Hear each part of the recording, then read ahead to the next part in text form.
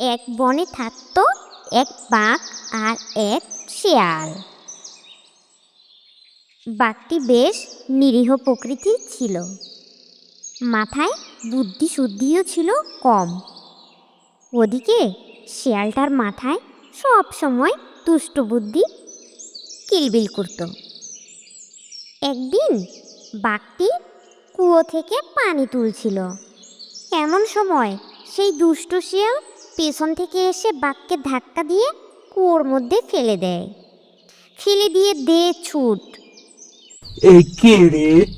বেড়া শেয়াল, দাঁড়াস, একবার এই কুয়ো থেকে উঠি, তারপর তোর একদিন কি আমার একদিন। তখন বাঘটি অনেক কষ্টে হাসড়ে পাসড়ে কুয়ো থেকে বের হয়ে আসে। বাঘটি যতই নিরীহ হোক, শেয়ালের এই দুষ্টুমি তার কাছে একদম ভালো লাগলো না। সে ভীষণ রেগে গেল। রেগে গিয়ে শেয়ালের খোঁজ করতে লাগলো। দাঁড়া, আজ তোর একদিন কি আমার একদিন। এই বলে শেয়ালের পেছন পেছন দৌড়াতে শুরু করলো বাঘটি। শেয়াল যাচ্ছে, পিছু পিছু যাচ্ছে বাঘ। মনে হয় এই ধরে ফেললো বুঝি। শেয়াল দেখলো অবস্থা তো বেগতিক, বাঘের সঙ্গে তো দৌড়ে পারা যাবে না, কিছু একটা বুদ্ধি তো বের করতেই হবে। এজন্য একটা বুদ্ধি বের করলো সে। দৌড়ে বাঘের চোখের আড়ালে চলে গেল সে। তারপর হাতে এক পত্রিকা নিয়ে চেয়ারে বসে পড়ল সে। একটু পর সেখানে দৌড়াতে দৌড়াতে এলো বাঘ। তাকে দেখে পত্রিকার আড়ালে মুখটা লুকিয়ে ফেললো শেয়াল। বাঘ হাঁপাতে হাঁপাতে এসে বলল, এই যে ভাই, এখান দিয়ে একটা শিয়ালকে যেতে দেখেছেন? পত্রিকার ওপাশ থেকে জিজ্ঞেস করলো শেয়াল। কোন শিয়াল? যে শিয়াল বাঘকে পানিতে ফেলে দিয়ে দৌড়ে পালাচ্ছিল। বাঘ অবাক হয়ে বলল, আশ্চর্য, এত তাড়াতাড়ি খবরটা পত্রিকায় চলে এসেছে। এভাবেই বাঘটিকে সেদিনের মতো বোকা বানিয়ে শেয়ালটি বাঘের হাত থেকে বেঁচে গেল। তারপর তো আবার মনের সুখে বনে ঘুরে বেড়াতে লাগলো। আর এদিকে সেই বাঘ মনের রাগ নিয়ে সেই শিয়ালকে খুঁজতে থাকলো। তো খুঁজতে খুঁজতে একদিন হঠাৎ দেখতে পেল শিয়ালটি দূরের ওই গাছের নিচে বসে রয়েছে। তো বাঘ মনে মনে ভাবলো, বেড়া, আজকে পালাবি কোথায়?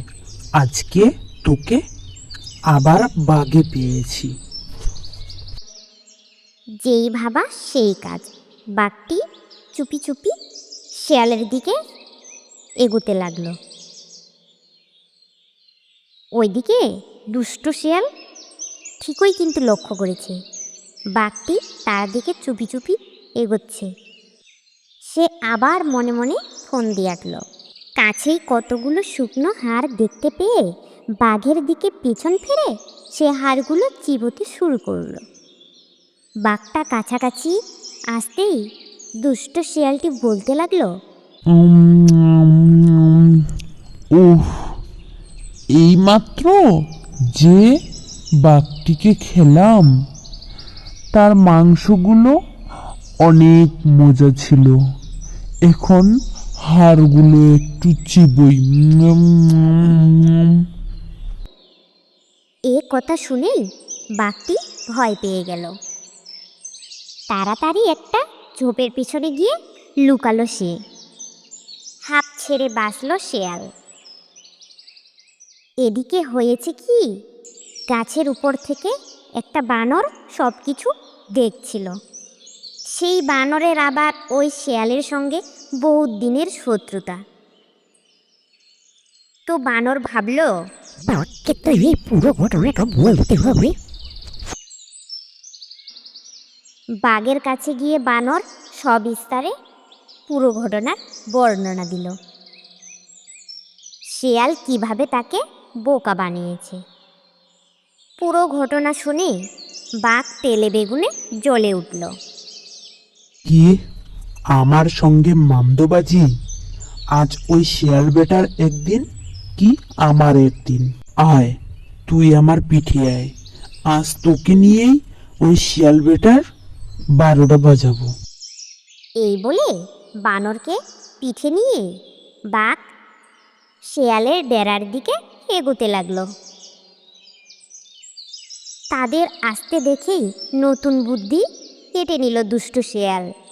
বাঘ আর বানর শেয়ালের কাছাকাছি আসতেই শেয়াল এমন ভাব করলো যেন সে তাদের দেখেনি, আর গজগজ করে বলতে শুরু করলো, সেই হতচ্ছাড়া বানরটা যে কোথায় গেল, কোথায় গিয়ে যে মরলো, তাকে যে পাঠালাম সেই 1 ঘন্টা আগে একটা বাঘ নিয়ে আসতে।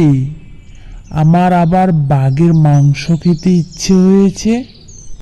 আহ, বাঘের মাংস, কি টেস্ট, কি স্বাদ। এই কথা শুনে বাঘ বানরকে পিঠ থেকে ফেলে দিয়ে দে ছুট। বাবা গো, ও মা গো, পালাও গো।